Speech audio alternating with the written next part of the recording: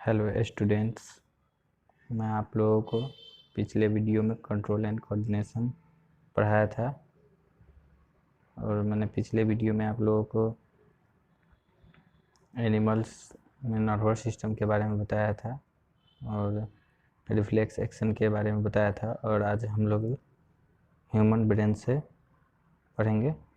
तो शुरू करते हैं। Human brain. If reflex action is the only function of spinal cord, अगर रिफ्लेक्स एक्शन, क्या रिफ्लेक्स एक्शन है स्पाइनल कॉर्ड का फंक्शन है? इस आंसर का हम लोग जवाब इसमें खोजेंगे। तो शुरू करते हैं। ऑब्वियसली नॉट, सिर्फ स्पाइनल कॉर्ड का फंक्शन इस रिफ्लेक्स एक्शन ही नहीं है और बहुत सारे फंक्शन भी है स्पाइनल कॉर्ड का। Since we know that we are thinking beings, अब हम लोग जानते हैं कि हम लोग कोई चीज़ के बारे में भी सोचते हैं। तो spinal cord is made of nerves which supply information to think about. Spinal cord क्या नर्व से बना है और वह इंफॉर्मेशन को सप्लाई करता है जिसके बारे में हम लोग सोचते हैं। Thinking involves more complex mechanism and neural connection. जो हम लोग सोचते हैं उसमें बहुत सारे मैकेनिज्म होता है, बहुत सारे कॉम्प्लेक्स मैकेनिज्म हैं और उसमें न्यूरल कनेक्शन भी है। जिस चीज़ के बारे में किस भी चीज़ के बारे में हम लोग सोचते हैं तो उसमें बहुत सारे कनेक्शन है। These are concentrated in the brain, which is the main coordinated center of the body। और बॉडी का मेन कोऑर्डिनेशन कहाँ है? तो ब्रेन में होता है। तो ब्रेन जो है मेन कोऑर्डिनेशन है, कोऑर्डिनेशन सेंटर है बॉडी का। The brain and spinal cord constituent the central nervous system. तो आपको ऑब्जेक्टिव क्वेश्चन हो गया कि which constituent the central nervous system. तो brain and spinal cord, they receive information from all part of the body and they integrate it। और spinal cord और brain ये body के पूरे पार्ट से इंफॉर्मेशन को कैरी करता है, रिसीव करता है और फिर उस पर एक्शन करता है। We also think about our action, हम लोग अपने एक्शन के बारे में सोचते हैं। कोई जैसे writing, talking, moving a chair, clapping at the end of program are example of voluntary action. ये सब जो है वॉलेंट्री एक्शन है। Which are based on deciding what to do next. तो हम लोग अपने एक्शन के बारे में भी सोचते हैं। जैसे एग्जांपल था, जो लिखते हैं, बोलते हैं, चेयर पर बैठ के घूमते हैं, तालियां बजाते हैं प्रोग्राम, ये सब एग्जांपल है, ये सब वॉलेंट्री एक्शन है। अब पूछे क्या वॉलेंट्री एक्शन क्या है? तो वॉलेंट्री होता है जो हम लोग अपने इच्छा से करते हैं, मतलब किसी के कंट्रोल में नहीं है, वो हमारे कंट्रोल में था कि अगर हमको करना चाहेंगे तो करेंगे, नहीं करना चाहेंगे तो नहीं करेंगे। तो ये सब हम सोचते हैं तो करते हैं। So the brain also has to send message to muscles. तो फिर क्या करता है ब्रेन जो है, हम लोग उस चीज़ के बारे में सोचे कि हाँ हमको अब लिखना है, सोचे, फिर ब्रेन क्या किया, मैसेज हमारे पास किया, तो फिर हमारा हाथ उस पर काम करना शुरू कर दिया। This is the second way in which the nervous system communicate with the muscles. यह एक दूसरा तरीका है जो नर्वस सिस्टम हमारे मसल्स के साथ कम्युनिकेट करता है। The communication between the central nervous system and the other part of the body is facilitated by the peripheral nervous system consisting of cranial nerve arising from the brain and spinal nerve arising from the spinal cord। Central nervous system, जो central nervous system और body के दूसरे part में के बीच में communication होता है, वो पेरिफेरल नर्वस सिस्टम के द्वारा कम्युनिकेट होता है। तो पेरिफेरल नर्वस सिस्टम में क्या होता है, पेरिफेरल नर्वस सिस्टम में क्रेनियल नर्व्स होता है जो स्पाइनल नर्व्स और ब्रेन से निकलता है। स्पाइनल कॉर्ड से, स्पाइनल नर्व और ब्रेन से वह क्रेनियल नर्व्स निकलता है और क्रेनियल नर्व्स ब्रेन और बॉडी के पार्ट के बीच में कम्युनिकेट करता है।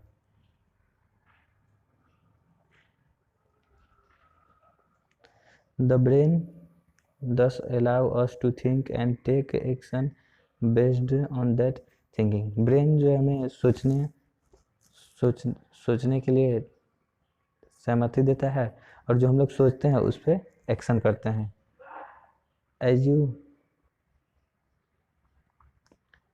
as you will expect, that is accomplished through a complex design with different parts of the brain responsible for integration different inputs and output. The brain has three such major parts, the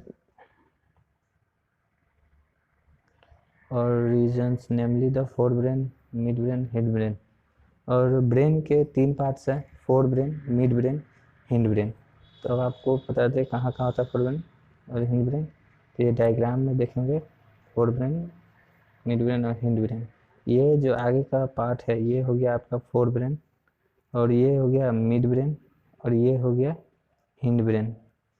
तो ये आपको तीनों part है brain का। अब हम लोग उस पर डिस्कस करेंगे। The fore brain is the main thinking part of the brain. Fore brain जो है हमारे ब्रेन का मेन थिंकिंग पार्ट है। हम लोग फोर ब्रेन में ही ये सोचने का कार्य सब होता है। It has regions which receive sensory impulse from the various receptors. हमारे पास जो रिसेप्टर्स है वो 5 sensor, skin okay, nose, eyes, ears, tongue, ये सब जो रिसेप्टर्स है ये सब इम्पल्स यहाँ से रिसेप्टर से इम्पल्स को रिसीव करता है कौन, fore brain. Separate areas of the forebrain are specialized for hearing, smell, sight and so on। तो सेपरेट एरिया बना हुआ है फोरब्रेन का, जो स्पेशलाइज्ड ऑर्गन्स जो है, जो हियरिंग हमारे कौन करता है, ईयर करता है, स्मेल नोज करता है, साइट आई करता है, और टेस्ट का टंग करता है। तो ये सब के लिए स्पेशलाइज्ड एरिया बना हुआ है। तो ये सब का इम्पल्स जो होता है फोरब्रेन में जाता है। There are separate area for association where this sensory information is interpreted by putting it together with information from other receptor as well as with information that is already stored in the brain। Based on all this, a decision is made about how to respond and the information is passed to the motor areas which control the movement of voluntary muscles. अब क्या होता है कि जो message हम लोग receive करते हैं तो उस पर डिसीजन होता है कि इसको हम लोग कैसे रिस्पॉन्ड करेंगे। जैसे किसी भी चीज़ के बारे में सुने तो उस पर हम लोग, हमारा ब्रेन सोचता है कि हम उसको कैसे रिस्पॉन्ड करें। तो इन्फॉर्मेशन फिर मोटर एरियाज में जाता है जो हमारे मूवमेंट, वॉलेंट्री मसल्स के जो मूवमेंट है उसको कंट्रोल करता है। अब जैसे कोई आपको गाली देता है तो गाली आप सुने तो उसका आपको क्या, या तो आप फिर उसको गाली देते हैं या फिर उससे आप मारते हैं। तो गाली आप सुने तो आपके ब्रेन मैसेज किया कि आपको गाली दिया कोई, तो आपको बुरा लगता है, फिर आप या तो उसको उसी समय गाली देते हैं या फिर आपको मारने का मन होता है। तो फिर क्या होता है, ब्रेन आपको मोटर एरिया में इंफॉर्मेशन भेजेगा कि उसको मारना है। फिर मोटर एरिया आपके जो वॉलेंट्री मूवमेंट को कंट्रोल करता है उसको मैसेज भेजेगा कि उसको पीट दो, तुम उसको पीट देते हो। तो ये हो गया फोर ब्रेन के काम। जैसे इसमें एग्जाम्पल क्या दिया है, हमारे लेग मसल्स में क्या होता है, ये वॉलेंट्री मूवमेंट होता है, वॉलेंट्री मसल या मोटर एरियाज प्रेजेंट होता है। However, certain sensations are distinct from seeing or hearing. For example, how do we know that we have eaten enough? अब हम लोग एग्जाम्पल है कि हम लोग कैसे पता करते, कैसे जानते हैं कि हम लोग ज़्यादा खा लिए हैं। The sensation of feeling full is because of A centre association with hunger which is a separate part of the fore brain. ये भी फोर ब्रेन का सेपरेट पार्ट है। फोर, जब हम लोग खाना खा लेते हैं तो जो स्टमक में सेंसेशन पार्ट है वो महसूस करते हैं कि अब वो फुल, खाना बहुत ज़्यादा खा लिए हैं, वो फीलिंग कराता है कि फुल हो गया है। इसीलिए जो हंगर के साथ एसोसिएशन जो सेंटर है वो फिर मैसेज भेजता है फोर ब्रेन में। इसके पास एक सेपरेट पार्ट होता है, फोर ब्रेन में मैसेज आता है कि पेट फुल हो चुका है, अब नहीं खाना है। ये डायग्राम है ह्यूमन ब्रेन का। अब आपको ह्यूमन ब्रेन के पार्ट्स जब है वो सब बताते हैं। ये देखिए, ये फोर ब्रेन है और यहाँ पे ये सेरिब्रम है। ये कन्फ्यूजन आप लोग नहीं हो गया, यहाँ पर ये सेरिब्रम है और यहाँ पे सेरिबेलम है। तो सेरिब्रम, सेरिबेरम ऊपर में होता है और सेरिबेलम नीचे में होता है। सेरिबेलम और पोन्स मेडुला ये सब हिंड ब्रेन का पार्ट है। ये मिड ब्रेन यहाँ पर है। और फोर ब्रेन में आपको सेरिबेलम हो गया, हाइपोथैलेमस हो गया, पिट्यूटरी ग्लैंड हो गया। ये स्कैल है जो बाहर वाला आपको पता होता है, स्कल है, इसको क्रेनियम कहते हैं। यहाँ से स्पाइनल कॉर्ड नीचे निकला है। आपको वही कर रहा है, स्टडी द लेवल diagram of human brain. Human brain की जो डायग्राम दिया उसके बारे में पढ़े। We have seen that different part of the specific function. और हम लोग जो ब्रेन का अलग अलग पार्ट है उसका फंक्शन के बारे में पढ़ेंगे। Can we find out the function of each part. चलिए हम लोग फंक्शन के बारे में पढ़ते हैं। Let us look at the other use of word reflex. अब हम लोग देखते हैं रिफ्लेक्स वर्ड का दूसरा यूज क्या है। That we have talked about in the introduction के बारे में हम लोग बात करते हैं। Our mouth water when we see food we like without our meaning to. अब हम लोग किसी भी भोजन को देखते हैं, हमारे मुंह में क्या आता है, पानी आना शुरू हो जाता है। तो इसका कोई मतलब नहीं है, बिना मतलब कोई बात मतलब नहीं, लेकिन देखे कोई भी खाना को देखते हैं पानी आना शुरू हो जाता है। Our heart beat without thinking about it. अब इसके बारे में सोचते ही नहीं है, लेकिन तब भी हार्ट हमारा बीट कर रहा है, धड़क रहा है, दुख दुख दुख दुख धड़क रहा है। In fact, we cannot control these actions easily by thinking about them, even if we want to. अगर हम लोग जो भोजन देख के पानी आ जाता है मुंह में और बिना सोचे हार्ट धड़क रहा है, तो इसके बारे में हम चाह के भी इसको रोक नहीं सकते हैं। Do we have to think about or remember to breathe, digest food? So, in between the simple reflex action like change in size of the people and the thought out actions such as moving a chair, there is another set of muscle movement over which we do not have any thinking control. तो जितना ये रिफ्लेक्सेशन है, जैसे कि हम लोग नहीं चाहते हुए भी भोजन डाइजेस्ट हो जाता है, हम लोग नहीं चाहते तभी ब्रीथ करते, हम लोग नहीं चाहते तभी हार्ट बीट करता है। पीपल का साइज बिना चाहे हम लोग चेंज हो जाता है। और क्या है, जो चेयर मूव कराते हैं, ये एक अनदर दूसरा मसल्स मूवमेंट है। तो इस पर हम लोग सोचते बिना सोचे भी कंट्रोल नहीं कर, मतलब which we do not have any thinking control, इस पर हमारा कोई कंट्रोल ही नहीं है। तो many of this muscles involuntary actions are controlled by the mid brain and hind brain. तो ये जितना भी ये जो आप रिफ्लेक्स एक्शन अभी देखें एग्जाम्पल में, वो सब इनवॉलेंट्री एक्शन है। और इनवॉलेंट्री एक्शन कंट्रोल होता है मिड ब्रेन और हिंड ब्रेन से। तो आपसे पूछा जाए कि involuntary action control by mid brain, hind brain, fore brain और बोथ मिड ब्रेन और हिंड ब्रेन, तो आपको दोनों याद रखना है कि मिड ब्रेन और हिंड ब्रेन इनवॉलेंट्री एक्शन को कंट्रोल करता है। All these involuntary action, including blood pressure, salivation, vomiting, are controlled by the medulla and the head brain। और जितना भी जो इनवॉलेंट्री पूरे इनवॉलेंट्री एक्शंस जो जैसे ब्लड प्रेशर हो गया, सेलिवेशन हो गया, वोमिटिंग हो गया, ये सब कंट्रोल होता है मेडुला जो हिंड ब्रेन में लोकेटेड है। हिंड ब्रेन में मेडुला है, उससे ये सब कंट्रोल होता है। Think about activities like walking in a straight line, riding A cycle, pickup A pencil. और इसके बारे में सोचिए कि जैसे आप एक सीधे एकदम स्ट्रेट लाइन में चल रहे हैं, साइकिल चला रहे हैं, पेंसिल को आप उठाते हैं। These are possible due to part of hind brain called cerebellum. ये सब पॉसिबल है क्योंकि ये हिंड ब्रेन में जो सेरिबेलम है वो सब इसको कंट्रोल करता है। These are possible due to part of hind brain called cerebellum. It is responsible for precision of voluntary action and maintaining the posture and balance of the body। तो cerebellum क्या कराता है, आपको सेरिबेलम का क्या function है, तो ये वॉलेंट्री एक्शन कराता है और बॉडी के बैलेंस को या फिर पोस्चर को मेंटेन करके रखता है। तो आपको यहाँ पर दो क्वेश्चन निकला कि इनवॉलेंट्री एक्शन को कौन कंट्रोल करता है, तो हिंड ब्रेन में मेडुला है जो इनवॉलेंट्री एक्शन को कंट्रोल करता है। और वॉलेंट्री एक्शन को कौन कंट्रोल कराता है, तो सेरिबेलम कंट्रोल कराता है। और सेरिब्रम कहाँ होता है, हिंड ब्रेन में होता है। तो ये आपसे यहाँ पे 2 क्वेश्चन निकला।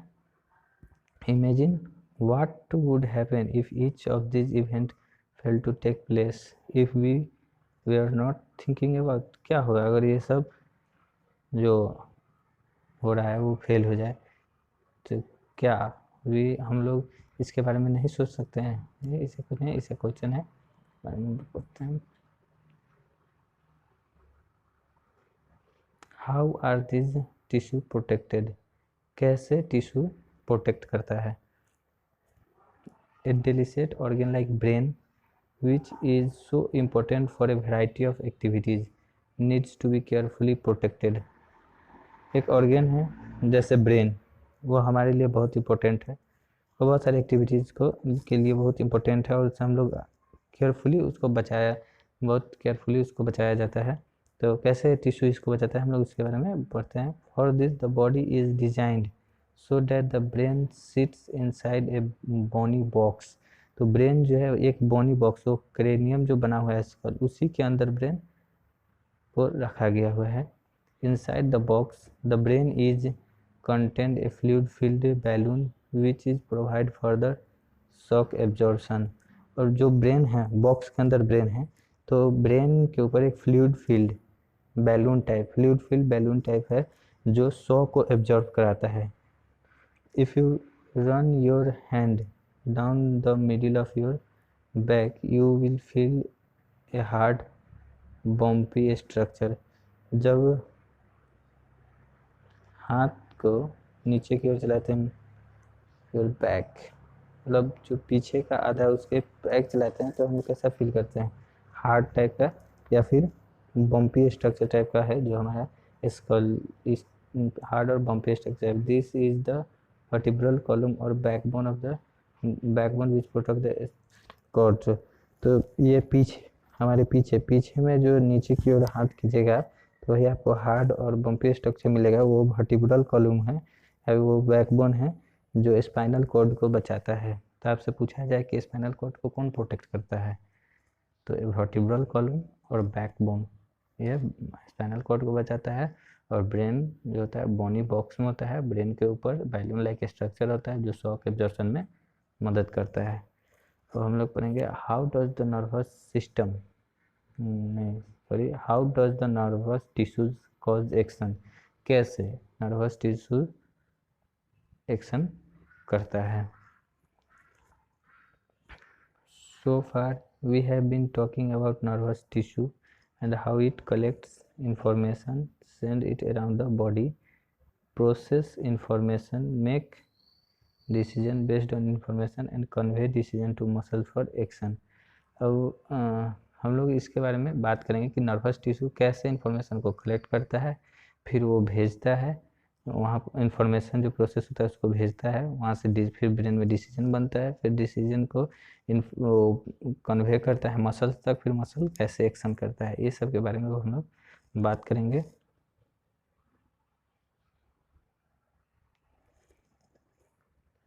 In other words, when the action or movement is to be performed, muscle tissue will do the final job। How do animal muscles move? When a nerve impulse reach the muscles fiber must move। जैसे ही nerve impulse muscle तक पहुंचता है तो muscles move करना शुरू कर देता है। How does a muscle cell move, अब कैसे मसल सेल मूव करता है।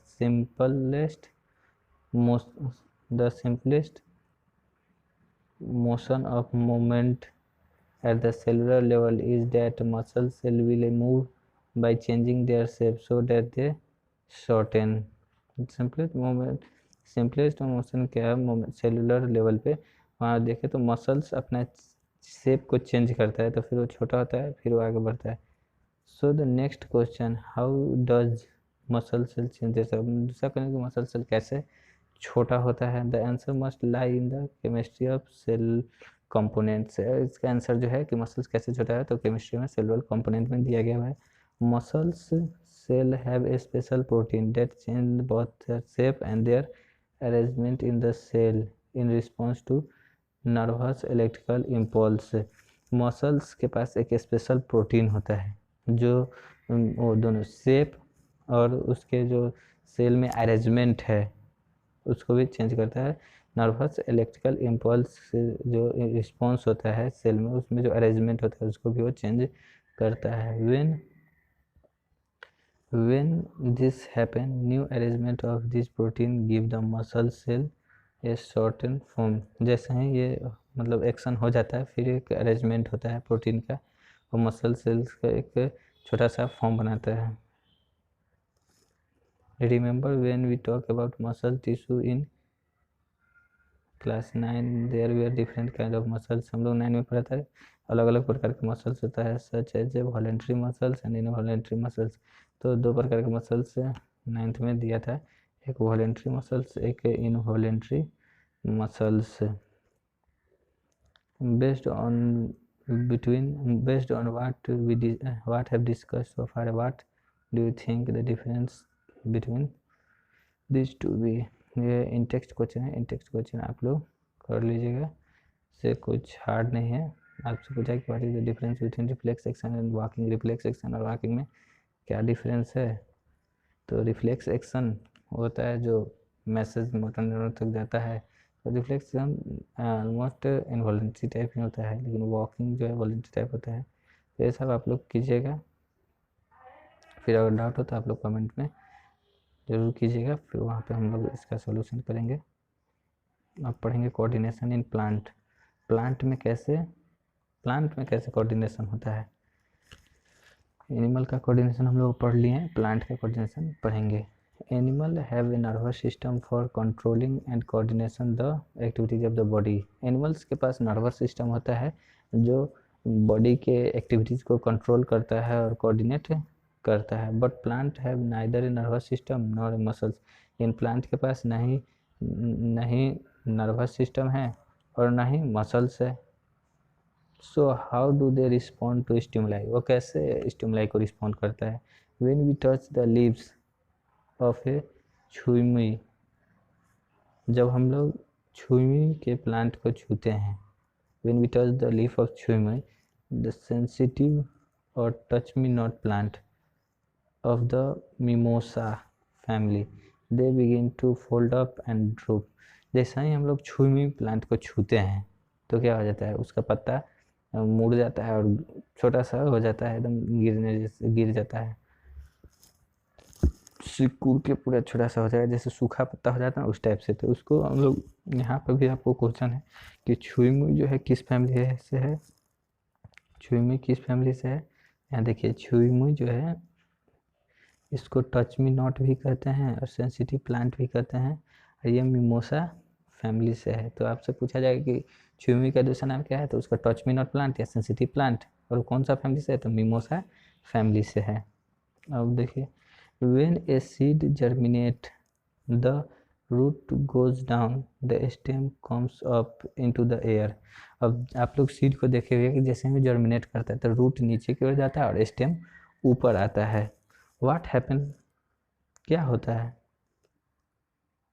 Firstly the leaves of the sensitive plant move very quickly in response to touch. सबसे पहले तो ये होता है कि जो सेंसिटिव प्लांट के लिप्स होता है और छूने से तेज़ी से रिस्पॉन्स करता है, जो टच करते हैं ना उसको तेज़ी से वो रिस्पॉन्स करता है, फास्टली रिस्पॉन्स करता है वो।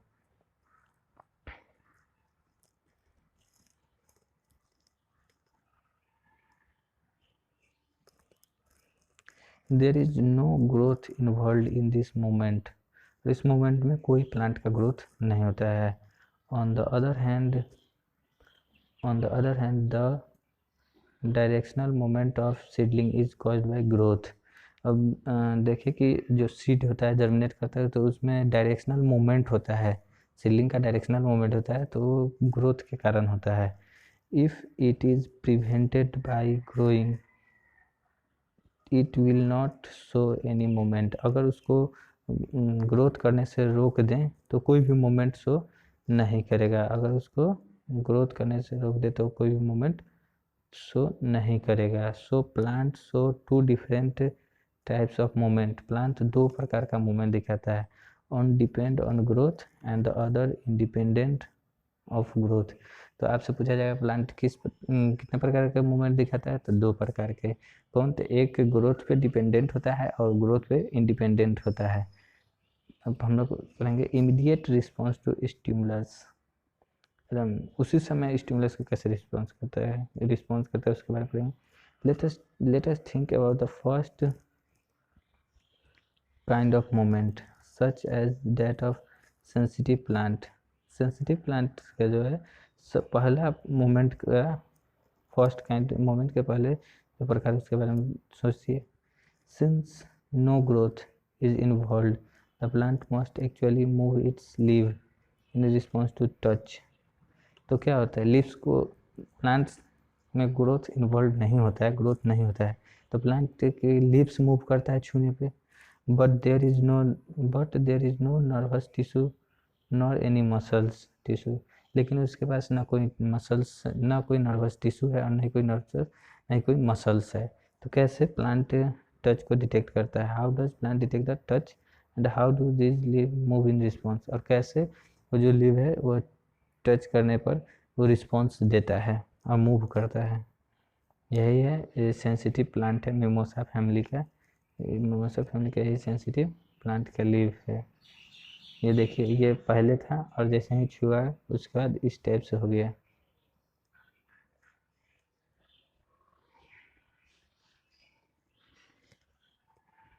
अब if we think about where exactly the plant is touched and what part of the plant actually move। अगर हम लोग सोचे कि एग्जैक्टली प्लांट को कहाँ टच करें और प्लांट पार्ट जो है एक्चुअली प्लांट पार्ट मूव करता है, कौन सा पार्ट प्लांट का मूव करता है। It is apparent that moment happen at A point different from point of touch. जो हम जहाँ हम लोग टच करते हैं उससे अलग पार्ट पे वो मोमेंट होता है। तो ये बता रहा है कि moment happen at A point different from the point of touch. जहाँ हम लोग छूते हैं उससे अलग पॉइंट पे वो मोमेंट होता है। सो information that a touch has occurred must be communicated. इसलिए तो अब हम लोग जहाँ छूते हैं वहाँ से अलग मोमेंट होता है, यानी इन्फॉर्मेशन को कोई कम्युनिकेट कर रहा है यहाँ से वहाँ। Plant also use electrical chemical means to convey this information from cell to cell. तो यहाँ पर प्लांट भी इलेक्ट्रिकल केमिकल जो मीन्स होता है कन्वे करता है इंफॉर्मेशन को सेल टू सेल। एनिमल्स में जिस तरह एक नर्व सेल से दूसरे नर्व सेल्स में इलेक्ट्रिकल और केमिकली इम्पल्स मूव करा था, उसी तरह प्लांट्स में भी इलेक्ट्रिकल और केमिकल्स के थ्रू ही इंफॉर्मेशन कन्वे होता है। बट लाइक इन एनिमल्स, जैसे कि एनिमल्स में होता है, there is no specialised tissues in plant for the conduction of the information. लेकिन प्लांट में कोई स्पेशलाइज्ड टिश्यूज नहीं है इंफॉर्मेशन को कंडक्ट करने के लिए। Finally again as in animal some cell must change shape in order for movement to happen. Finally animals में कुछ सेल्स अपना शेप चेंज करता है वो इंफॉर्मेशन को आगे पास होने के लिए, फिर मूवमेंट होने के लिए। Instead of specialised protein founded in animal muscle cell, plant cell change shape by changing the amount of water in them, resulting in swelling or shrinking and therefore in changing shape। जो animal cell में specialised protein होता है उसके जगह plant जो है अपना plant अपने पार्ट का शेप चेंज करता है अमाउंट के वाटर को चेंज करके। जैसे अमाउंट के वाटर के अमाउंट में चेंज हुआ है, जैसे अब कम हुआ तो क्या करेगा, श्रिंक हो जाएगा। वाटर का अमाउंट बढ़ा तो स्वेलिंग हो जाएगा। इसी तरह वो अपना प्लांट अपना शेप चेंज करता है। अब हम लोग पढ़ेंगे मूवमेंट ड्यू टू ग्रोथ के कारण मूवमेंट जो होता है उसके बारे में पढ़ेंगे। Some plant like pea plant climb up other plant और fences by means of tendrils. Plant क्या होता है? पी जैसे प्लांट, अब कुछ प्लांट देखते हैं जैसे पी प्लांट दूसरे प्लांट पर चढ़ जाता है और क्या करता है, वो अपने टेंड्रिल से उसको लपेट लेता है। These tendrils are sensitive to touch. वो जो टेंड्रिल होता है पी प्लांट में, वो टच के सेंसिटिव होता है। When they come in contact with any support, the part of the tendril in contact with the object does not grow as rapidly as the part of the tendril away from the object. जब वो tendrils किसी भी support के साथ contact में आता है, तो टेंड्रिल का पार्ट जो होता है ऑब्जेक्ट के कांटेक्ट में आएगा तो ग्रो नहीं करेगा, वो फिर क्या करेगा, उससे ऑब्जेक्ट से दूर होगा। This cause the tendrils to circle around the object and thus cling on it. तो ऑब्जेक्ट क्या होता है, जब टेंड्रिल्स क्या होता है, वो उस ऑब्जेक्ट के कांटेक्ट में आएगा तो राउंड राउंड मुड़ जाएगा और उस पर पकड़ बना लेगा। तो जैसे ही आप जाकर देख सकते हैं पी प्लांट में जो उसमें टेंड्रिल्स होता है, उसके आप टच में आइएगा तो वो पूरा राउंड राउंड बना लेगा और आपकी उंगली में वो गोल गोल रिंग टाइप बन जाएगा। More commonly plant respond to stimuli slowly by growing in a particular direction. Plants जो है वो स्लोली रिस्पॉन्स करता है, जो भी स्टिमुलाई होता है स्लोली ग्रो करके रिस्पॉन्स करता है, पार्टिकुलर डायरेक्शन में रिस्पॉन्ड करता है। Because this growth is directional it appear as if plant is moving. Plant का ग्रोथ क्या होता है, डायरेक्शनल ग्रोथ होता है। और कब होता है, जब वो प्लांट के मूविंग में अपीयर, प्लांट के में दिखता है, मूविंग होता है तो दिखता है, तो ग्रोथ के कारण ही होता है। Let us understand this type of movement with the help of example. अब हम लोग इसको एग्जांपल की मदद से समझते हैं। ये आप देखिए यहाँ पे response of plant to direction of light. अब देखिए यहाँ पे ये प्लांट है, ये खिड़की से लाइट आ रहा है तो प्लांट जो है लाइट की ओर रिस्पॉन्ड कर रहा है।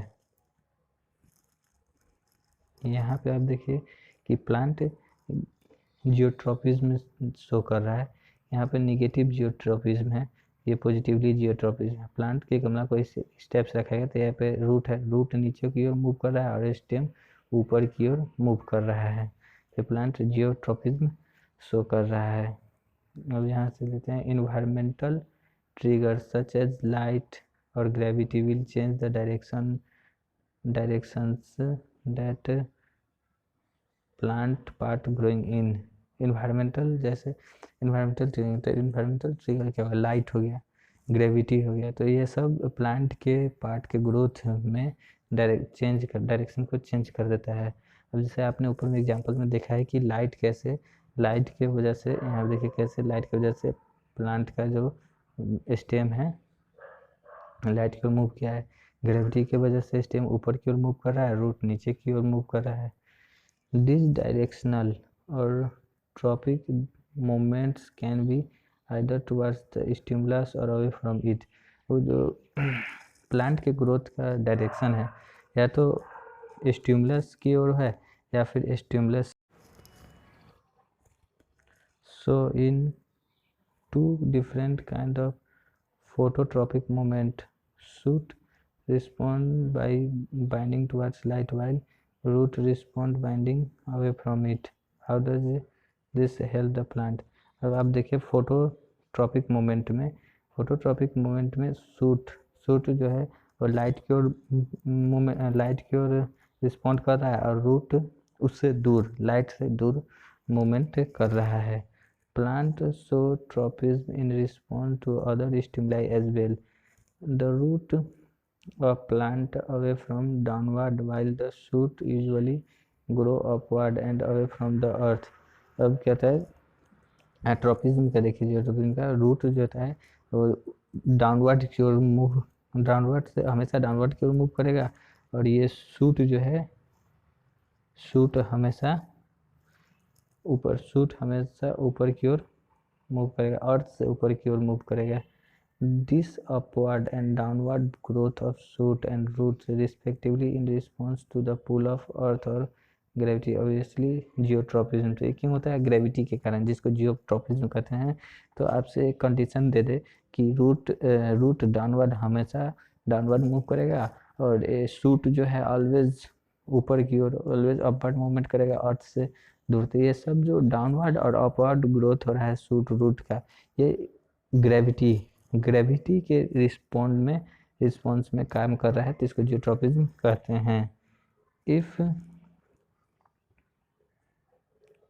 Hydro means water, chemo means refers to chemical, what would hypotropism and chemotropism means?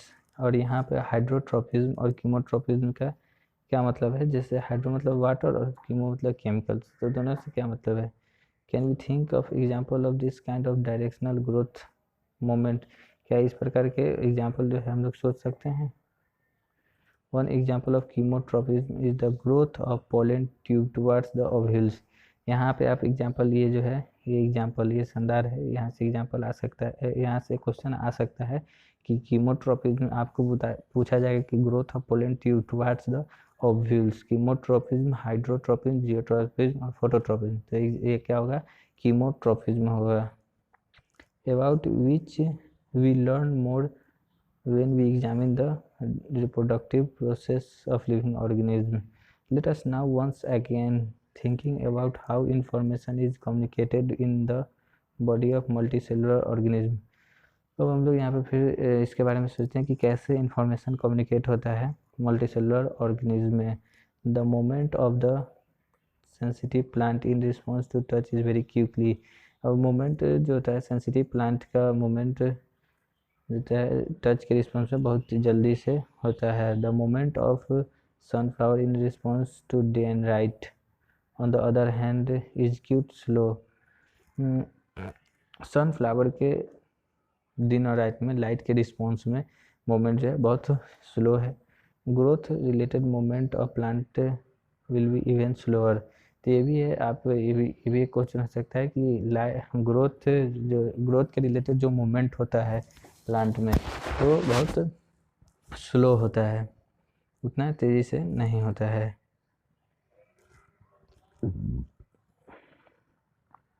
Even in animal bodies there are carefully control direction to growth. Animal bodies में बहुत केयरफुली कंट्रोल किया जाता है growth के direction को। Our arms and fingers grow in certain direction not haphazardly. हमारे fingers और arm जो है एक सर्टेन डायरेक्शन में ही मूव करता है, इधर उधर ग्रोथ नहीं करता है। So control moment can be either slow और फास्ट। तो जो कंट्रोल होता है मोमेंट का या तो स्लो होता है या फिर फास्ट होता है। If fast respond to stimuli are to be made information transfer must happen very quickly. अगर फास्ट स्टिमुलाई को फास्ट रिस्पॉन्स करेगा तो इन्फॉर्मेशन ट्रांसफ़र होगा और वहाँ पे एक्शन भी जल्दी होगा। For this medium of transmission must be able to move rapidly. और इसके लिए क्या होना चाहिए? मीडियम जो ट्रांसमिशन का वो भी रैपिडली मूव करना चाहिए।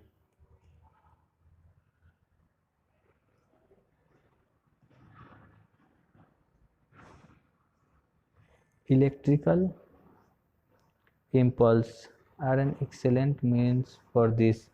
इलेक्ट्रिकल इम्पल्स जो है इसके लिए अच्छा एग्जाम्पल है। इलेक्ट्रिकल इम्पल्स भी फास्ट मूविंग के लिए, फास्ट इम्पल्स को फास्ट मूव कराने के लिए इलेक्ट्रिकल इम्पल्स एक अच्छा तरीका है। लेकिन but there are limitation to the use of electrical impulse. लेकिन इसके एक लिमिटेशन है, इसको ज़्यादा हम लोग यूज नहीं कर सकते हैं। Firstly they will reach only those cells that are connected by nervous tissue, not each and every cell in the animal body। तो ये इलेक्ट्रिकल इम्पल्स है सबसे पहले उस सेल में जाएगा जो नर्व टिश्यू से कनेक्टेड है। वो एवरी सेल, एनिमल बॉडी के एवरी सेल और कोई भी प्रत्येक सेल में नहीं जाएगा, वो सिर्फ उसी में जाएगा जो नर्व टिश्यू से कनेक्टेड है। सेकेंडरी, दूसरा क्या है? Secondary, once an electrical impulse is generated in a cell and transmit it. The cell will take some time to rest its mechanism before it can generate and transmit new impulse. दूसरा क्या है limitation कि एक बार electrical impulse generate हो जाता है cell में तो फिर वो ट्रांसमिट होता है, सेल टाइम लगेगा उसको ट्रांसमिट उस मैकेनिज्म को, जब तक वो जनरेट नहीं उससे पहले वो एक मैकेनिज्म में टाइम लगेगा, फिर वो ट्रांसमिट करेगा नया इम्पल्स को. In other words cells can not continually create and transmit electrical impulse. फिर क्या है कि सेल जो है कंटिन्यूसली लगातार इलेक्ट्रिकल इम्पल्स को नहीं वो क्रिएट करेगा और नहीं वो ट्रांसमिट करेगा.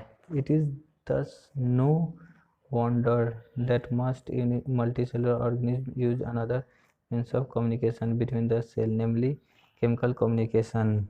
और इसके बाद इलेक्ट्रिकल इम्पल्स कोई आश्चर्य की बात नहीं है, मल्टीसेलुलर ऑर्गेनिज्म में एक दूसरा तरीका भी है जिससे इम्पल्स को कम्युनिकेट किया जाता है. दूसरा तरीका है केमिकल कम्युनिकेशन. केमिकल कम्युनिकेशन के बारे में लोग पढ़ेंगे. If instead of generating an electrical impulse, stimulated cell release a chemical compound, this compound would diffuse all around the original cell. Instead, electrical impulse generate करने के जगह जो सेल स्टिमुलेटेड सेल जो है वह केमिकल कंपाउंड को release करता है और केमिकल कंपाउंड जो ओरिजिनल सेल है उसके चारों तरफ डिफ्यूज करेगा केमिकल्स को. If other cell around have the means to detect this compound using special molecules on their surface, then they would be able to recognize the information and even transmit it. अगर जो दूसरा cell है other cell around have means दूसरा cell के पास जो है कि डिटेक्ट करने का कंपाउंड स्पेशल मॉलिक्यूल जो होता है उसके सरफेस पे प्रेजेंट होता है. जैसे ही केमिकल आता है तो उसको रिकॉग्नाइज करता है, जो केमिकल इन्फॉर्मेशन लेकर आता है उसको रिकॉग्नाइज करता है, फिर वो ट्रांसमिट करता है. This will be slower of course but it can potentially reach all cell of the body regardless of nervous connection and it can be done steadily and persistently. यह जो होता है केमिकल प्रोसेस स्लो प्रोसेस है, इसमें time लगता है body को और यह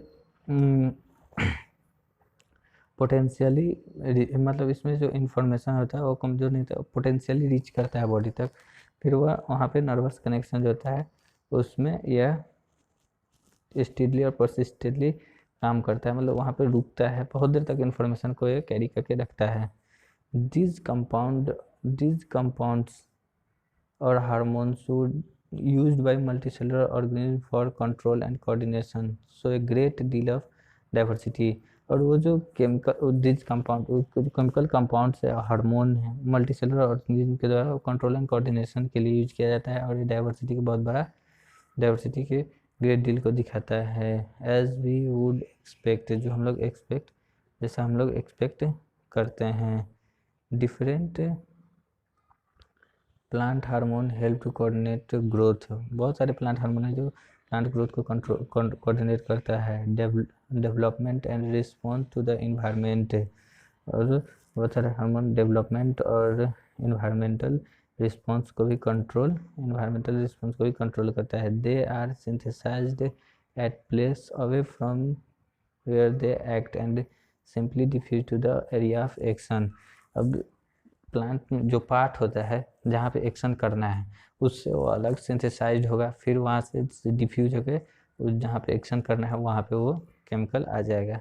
late us take an example that we have worked with earlier activity 7.2 में जो एक्टिविटी दिया है उस पर हम लोग इसका बात कीजिएगा, उसको आप लोग पढ़िएगा. When growing plant detect light, जब ग्रोइंग प्लांट जो है जो प्लांट ग्रो कर रहा है वो लाइट को डिटेक्ट करता है. A hormone called auxin synthesized at the shoot tip help the cell to grow longer. जब प्लांट लाइट को डिटेक्ट करता है तो वहाँ पे हार्मोन रिलीज होता है ऑक्सीजन। ऑक्सीजन सिंथेसाइज होता है शूट टिप पे, जो प्लांट को लंबा ग्रोथ होने में मदद करता है। तो यहाँ पे आपको एनसीईआरटी सिर्फ शूट टिप पे दिया है, लेकिन आप लोग भी ध्यान रखिएगा कि ऑक्सीजन जो है शूट और रूट टिप दोनों पे, रूट और शूट टिप पे दोनों पे सिंथेसाइज होता है वहाँ पे हार्मोन्स ऑक्सीजन, ये दोनों को ग्रोथ करने में मदद करता है। When light is coming from one side of plant, oxygen diffuse towards the shady side of the shoot। अब क्या है कि जब लाइट जिस साइड से आएगा, एक साइड से अगर लाइट आ रहा है प्लांट के एक साइड से आ रहा है, तो प्लांट उस टाइप लाइट के साइड मूव जाएगा, तो ऑक्सीजन जो है वो सैडी साइड में, सूट का जो मतलब परछाई वाला सैडी, जिधर लाइट नहीं आ रहा है उधर साइड में ऑक्सीजन डिफ्यूज करेगा। This concentration of auxin stimulate the cell to grow longer on the side of shoot which is away from the light. अब क्या है कि वो ऑक्सीजन का जो कंसंट्रेशन है स्टिमुलेट करता है सेल को और लंबा होने में, जो साइड लाइट से दूर, साइड लाइट से जो दूर सूट उस साइड वो ऑक्सीजन डिफ्यूज होगा तो उसको ग्रो करने में मदद करता है। Thus the plant appear to bend towards light. इसके वजह से लाइट, इसी की वजह से प्लांट जो होता है लाइट की ओर बेंड हुआ दिखता है। अनदर, अब दूसरा एग्जाम्पल यहाँ पे हार्मोन्स का हम लोग पढ़ेंगे, gibberellin. Another example of plant hormones are gibberellin, which like oxygen help in the growth of stem। अब दूसरा एग्जाम्पल जो है जिब्रेलिन है, जैसे ऑक्सीजन के जैसा ही प्लांट को स्टेम को ग्रोथ करने में मदद करता है। Cytokinin promote cell division and its is natural then that they are present in greater concentration in area of rapid cell division such as in fruit and seeds। Cytokinin क्या कराता है? Cytokinin cell को division के लिए promote करता है। Cytokinin cell का division कराता है और यह नेचुरली पाया जाता है। ये बहुत ज़्यादा कंसंट्रेशन में प्रेजेंट होता है, जहाँ पे सेल डिवीजन होता है, जहाँ पे सेल का डिवीजन होता है उस एरिया में ज़्यादा पाया जाता है, और ये जैसे फ्रूट और सीड्स में भी पाया जाता है। These are example of plant hormone that help in promoting growth. यह प्लांट हार्मोन का एग्जाम्पल है जो ग्रोथ में के लिए प्रोमोट कराता है। But plant also need signal to stop growing. लेकिन अब प्लांट जैसे ग्रोथ कर रहा है तो प्लांट क्या है, प्लांट को भी सिग्नल का प्लांट को भी उस ग्रोथ को स्टॉप करने के लिए सिग्नल की ज़रूरत होता है। Abscisic acid is one example of hormone which inhibit growth. Its effect including wilting of leaves. Oxygen growth कराता है। एब्सिसिक एसिड यह इनहिबिट्स ग्रोथ के रोकता है, इनहिबिट्स ग्रोथ को रोकता है। इससे क्या होता है, लीफ में विल्टिंग आ जाता है, विल्टिंग ऑफ लीव्स।